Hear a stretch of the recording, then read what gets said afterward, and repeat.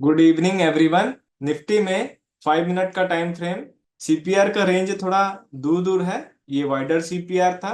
जब wider CPR होता है, निफ्टी एक रेंज के अंदर चलता है। यहाँ पे जो रेंज था, सीपीआर और एस वन प्रीवियस डे लो के बीच में था। प्राइस की ओपनिंग सीपीआर और एस वन प्रीवियस डे लो के बीच में हुआ था, और डिसेंडिंग सीपीआर होने की वजह से जब फर्स्ट कैंडल पिवोट पे आया तो वहां से फिर से रिजेक्शन लेके ये प्रीवियस डे लो पे आया।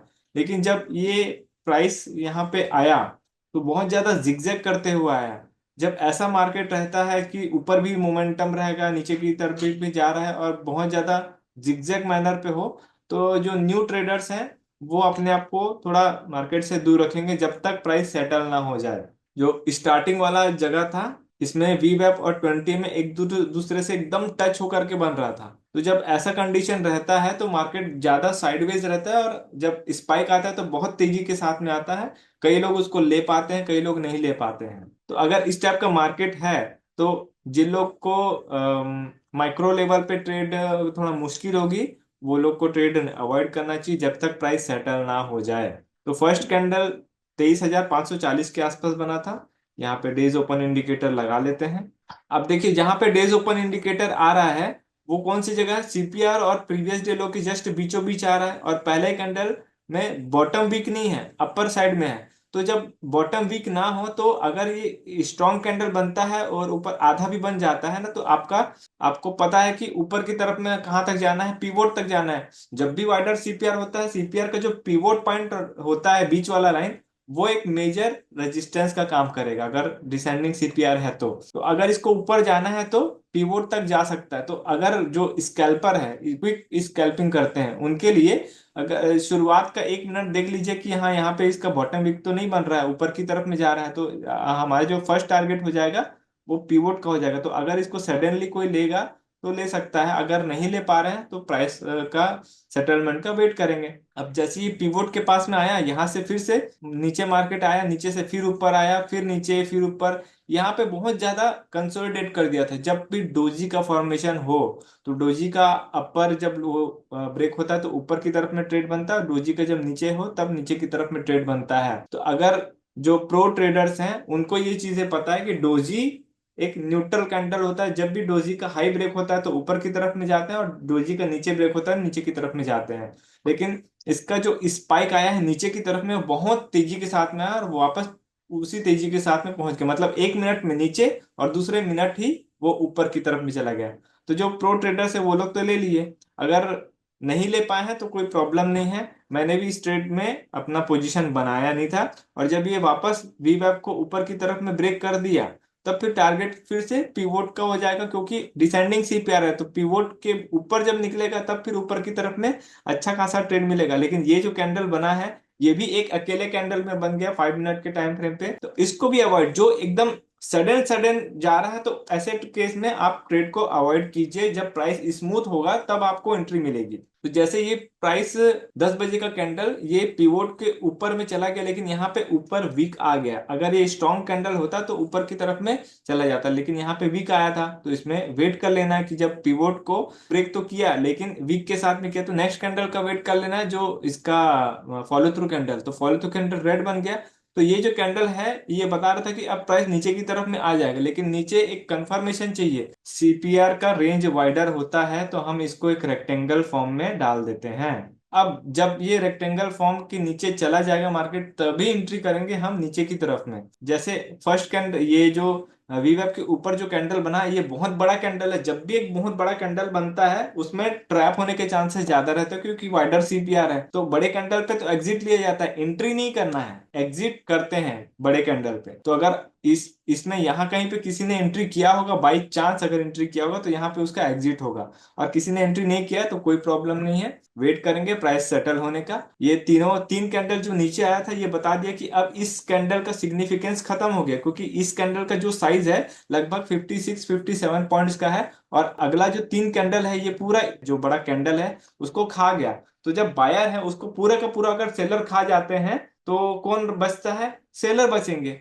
तो इसलिए ये वीवैप के ऊपर में जा नहीं पाया, और एक जब ये वीवैप के नीचे की तरफ में आ गया तो ये रेक्टेंगल फॉर्म जो बना था सीपीआर का पूरा जो लाइन है उसके भी नीचे आ गया। तो ये कंफर्म करा था कि अब ट्रेंड नीचे का बनेगा। तो इसका फॉलो थ्रू कैंडल जब बनेगा नीचे की तरफ में, ये सेकंड कैंडल ग्रीन बन गया, ये जो ग्रीन कैंडल है दिखाने के लिए था। इसके बाद का जो कैंडल है, ये जो थर्ड कैंडल है 10:35 का कैंडल, यहाँ पे एंट्री मिल रही थी नीचे की तरफ में, आप इसमें एग्रेसिवली ट्रेड ले सकते थे। टारगेट आपका प्रीवियस डे लो। तो कैसा टारगेट लेना है यहाँ पे, जब ये कैंडल बन जाए 10:45 का, यहाँ पे आप एंट्री करेंगे। एंट्री करने के बाद में पहला टारगेट लेंगे डेज ओपन का, क्योंकि डेज ओपन एक अकेला सपोर्ट का काम करता है, और जब डेज ओपन ब्रेक हो जाता है तब फिर हम नीचे की तरफ में प्रीवियस डे लो पे प्रॉफिट बुक कर लेंगे। अगर प्रीवियस डे लो से एक रेड कैंडल नीचे उतर गया है तो हम उसी कैंडल पे एग्जिट हो जाएंगे। बड़े टारगेट लेना नहीं है वाइडर सीपीआर के केस में। हालांकि ये जो सीपीआर है इतना भी ज्यादा वाइडर नहीं था कि नीचे नहीं जा सकता था,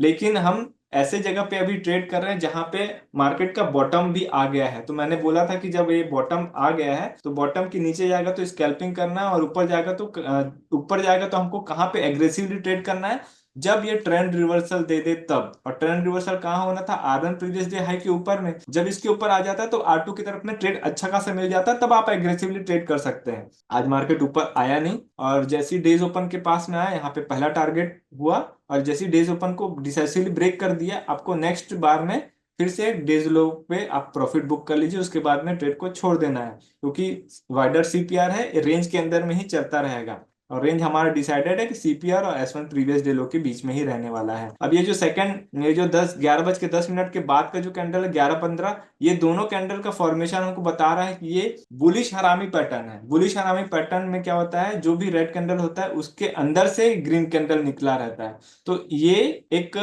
बुलिश पैटर्न है जहां पे मार्केट ऊपर की तरफ में जाएगा। तो प्राइस किस तरीके से जाएगा ऊपर की तरफ में, पहला टारगेट आपका डेज ओपन, और नेक्स्ट टारगेट आपका वीवैप। लेकिन ये जिस तरीके से गया है वो बहुत ही ज्यादा साइडवेज टाइप का गया है। और देखिए होता क्या है, जब भी गुरुवार का, इसको कहीं पे ना आप नोट करके रख लीजिए, जब भी गुरुवार का दिन होता है नैरो सीपीआर रहेगा तभी ट्रेंडिंग रहेगा पूरा होल डे। अगर वाइडर सीपीआर है या एवरेज सीपीआर है और फर्स्ट हाफ में मोमेंटम मिल गया है तो सेकंड हाफ उसका साइडवेज रहेगा।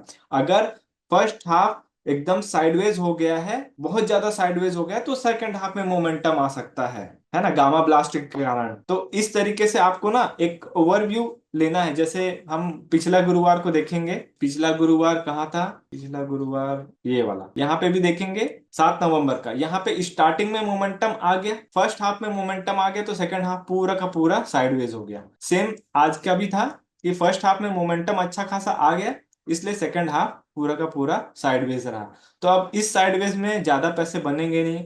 फिर भी जब वी बैप के नीचे 20 MA की लाइन है तो हमको नीचे का ही ट्रेड प्लान करना है। तो जब ये वी बैप के पास में आता है तब एक्चुअल में एंट्री रहती है पुट साइड में। तो बार बार जब वी बैप के पास में आ रहा था एंट्री वहीं पे मिल रही थी, लेकिन वी बैप के पास में जब आ रहा था तब ये इसके ऊपर जाने के चांसेस भी दिख रहे थे, क्योंकि ये अगर वी बैप को तोड़ देता तो ऊपर की तरफ होता। तो वी बैप के बाद जब रेड कैंडल बन रहा था तब नीचे की तरफ में ही इसका टारगेट आ रहा था। और जब ये फिर से वी वेब की तरफ में गया 13:25 पे, और यहाँ पे एक जो कैंडल बना है ये अच्छा कैंडल है, इसको हम शूटिंग स्टार कैंडल बोलते हैं। इसके बाद का जो कैंडल यहाँ पे तुरंत एग्रेसिवली आप पुट का ट्रेड बना सकते हैं। एक दो कैंडल पे एग्जिट हो जाना, बड़े टारगेट लेना नहीं है, क्योंकि वाइडर सीपीआर है। आपको भी पता है वाइडर सीपीआर में एक कैंडल बड़ा बनता है, उसके बाद फिर मोमेंटम साइडवेज हो जाता है। तो ये जब भी वी वेब के पास में आया था बार बार यहाँ से रिजेक्ट कर रहा था, और प्राइस अभी भी रेड कैंडल बनाते हुए ही नीचे की तरफ में है। तो अगला जो सीपीआर बन रहा है वो एकदम ज्यादा नैरो बन रहा है, तो इसका जो मोमेंटम है मंडे के दिन में वो बहुत फास्ट मिलने वाला है। इसको आप ऑप्शन चेन में देख लेते हैं।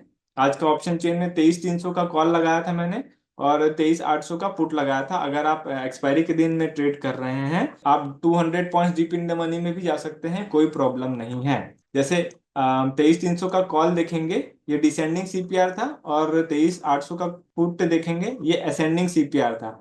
तो जब असेंडिंग सीपीआर है तो सीपीआर सपोर्ट का काम करता है, और डिसेंडिंग सीपीआर तो सीपीआर रेजिस्टेंस का काम करता है। तो यहाँ पे जैसे कॉल साइड में आप देखेंगे तो ये सीपीआर से नीचे ही कैंडल बना था। तो जब सीपीआर से नीचे कैंडल बना था इसके नीचे जाने की टेंडेंसी ज्यादा थी, लेकिन वी वेब के ऊपर था ईएमए की लाइन, तो ये जिगजैग करते हुए नीचे की तरफ में आया, और यहाँ पे जो कैंडल बना है नीचे की तरफ में ये बहुत सारे लोग नहीं ले पाए।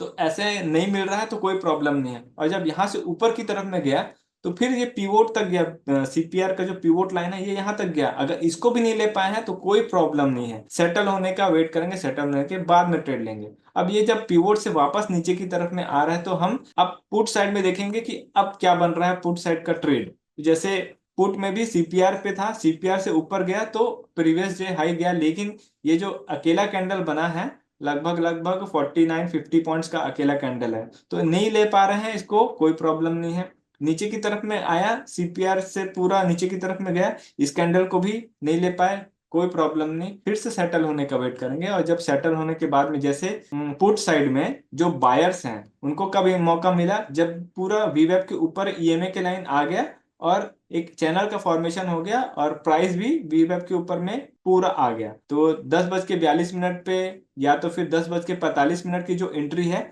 वो एकदम परफेक्ट थी।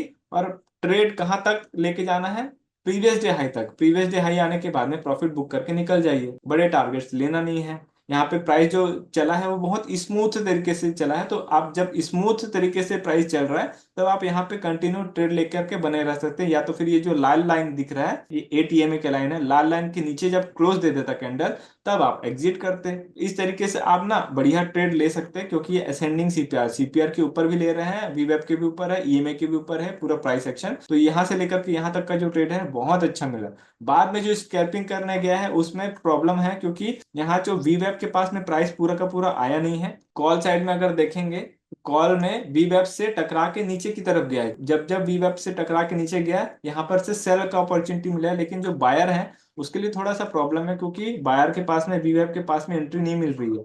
तो अगर हम इंडेक्स के प्राइस पे जाएंगे तो यहाँ पे जब भी वीवेब के पास से रिजेक्शन मिल रहा था तब यहाँ पुट में देखेंगे कि पुट में एंट्री मिल रही कि नहीं। तो ये जो पुट है यहाँ पे एंट्री इस जगह पे मिल रही है, लेकिन ये वीवेब से थोड़ा दूर है, तो जो ट्रेड ले सकते हैं वो ले रहे हैं, नहीं लेंगे तो भी कोई प्रॉब्लम नहीं है ना।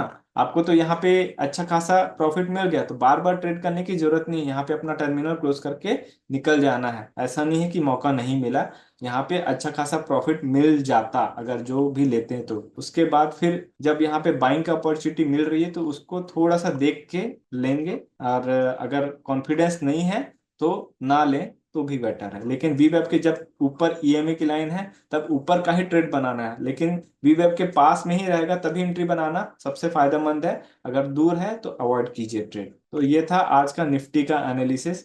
अब मंडे नैरो सीपीआर है, नैरो सीपीआर में R1 प्रीवियस डे हाई और S1 प्रीवियस डे लो का जो डिस्टेंस है सीपीआर से बहुत ज्यादा पास पास है, ये कंपैरेटिवली बहुत ज्यादा नैरो सीपीआर है। तो जो मंडे है वो उसमें बहुत बड़ा मोमेंटम आएगा, चाहे ऊपर की तरफ हो चाहे वो नीचे की तरफ में हो। अगर हम वन डे का टाइम फ्रेम एनालिसिस देखेंगे तो अभी ये S1 प्रीवियस मंथ लो के बीच में चल रहा है, लेकिन जो कैंडल है वो डोजी का फॉर्मेशन है। तो डोजी एक रिवर्सल का निशानी होता है, अगर यहाँ से डोजी का अपर ब्रेक हुआ तो ऊपर की तरफ में जाएगा, और डोजी का लोअर ब्रेक होगा तो नीचे की तरफ में प्राइस का मोमेंटम रहेगा कंटिन्यू। अब नीचे की तरफ में हमको ये 23,416 का लेवल मैंने कहाँ पे मार्क किया हुआ है, हम ईयरली सीपीआर में आते हैं, यहाँ पे जो R1 का लेवल है ये मैंने मार्क कर दिया है। ऊपर जाएगा तो कहाँ तक जा सकता है, इसके लिए मैंने 1 आवर का टाइम फ्रेम लगाया है।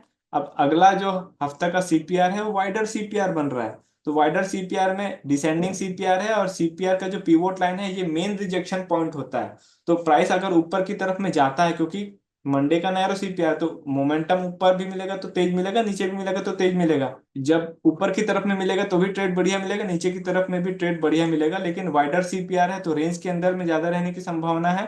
तो आज जो दो तीन कैंडल बने हैं ये डोजी का फॉर्मेशन, डोजी के ऊपर गया तो ऊपर की तरफ में, और डोजी के नीचे गया नीचे की तरफ में ट्रेड मिलेगा। ऊपर तरफ में जो मैंने टारगेट बना के रखा है पिवोट पॉइंट है, पिवोट पॉइंट आ रहा है 23,780 का। अगर 23,786 के ऊपर में प्राइस चला जाता है तो फिर हमको नेक्स्ट साइकोलॉजिकल लेवल 24,000 का मिलेगा सीधा सीधा।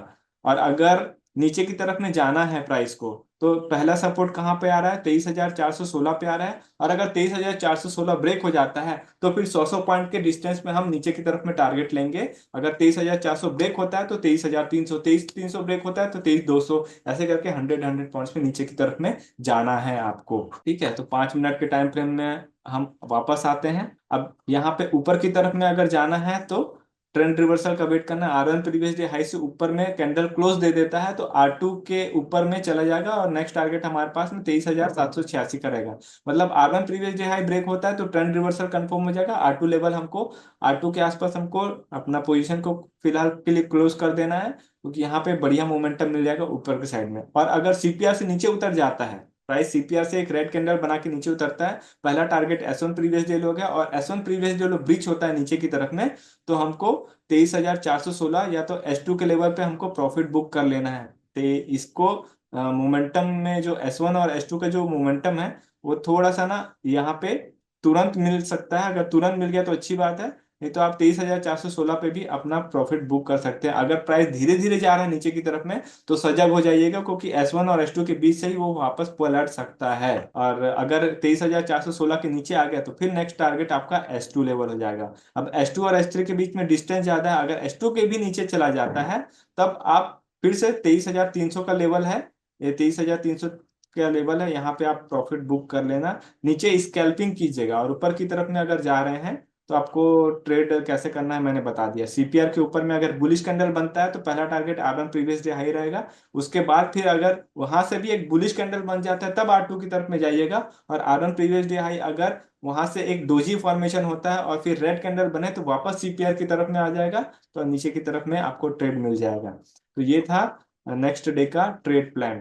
फ्रेंड्स, अगर आपको हमारा कोर्स फ्री में चाहिए तो नीचे दिए हुए डिस्क्रिप्शन में जो हमारा डीमैट अकाउंट का लिंक है उससे आप अकाउंट ओपन कर सकते हैं और नीचे दिए हुए व्हाट्सएप नंबर पर शेयर कर सकते हैं। इससे आपको हमारा कोर्स फ्री में मिल जाएगा और जो हमारा पर्सनल व्हाट्सएप ग्रुप है उसमें भी ऐड कर दिया जाएगा, ताकि आपका जो भी क्वेरी क्वेश्चन डाउट है उसे आप पूछ सकते हो और सही समय पे सॉल्व करा सकते हो। अगर आपको हमारा कंटेंट अच्छा लगा तो वीडियो को लाइक ज़रूर कीजिए और चैनल में नए हैं तो चैनल को सब्सक्राइब कर लीजिए। For advance learning join our master class, link in the description below.